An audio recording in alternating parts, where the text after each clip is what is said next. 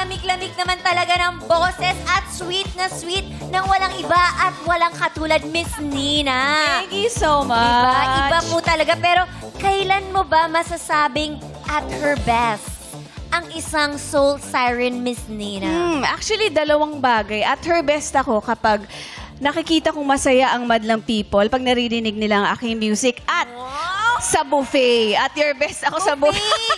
Saan napunta yung buffet? Ang hilig ko sa buffet kasi alam mo yung parang hindi ka na mag-iisip kung ano gusto mong kainin. Nandiyan na lahat. May chicken, may basta whatever. I love buffet. Pag namimili po kayo ng buffet, ano po yung sa mga kanta ninyo ang maikakanta nyo sa buffet?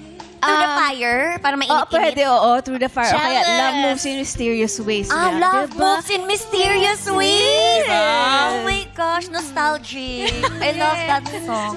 Basta Nina talaga at your best yan. Lahat ng mga songs na magaganda. Correct. Oo. Yan o. Ang lamig. Grabe yan. Di ba?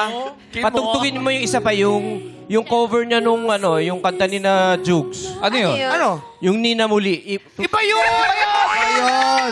Wala siyang ganon! Wala siyang ganon! Pagtutugin mo yung Nina natuto. Hindi ba yun? Oh, hindi. O kaya yung Nina, Ano? ako aasa pang muli. Ay, Nina! Mas maganda yung kanta niya na ano, pang Dabar Cards. Ano? Nina, Tito, Bea. Showtime tayo.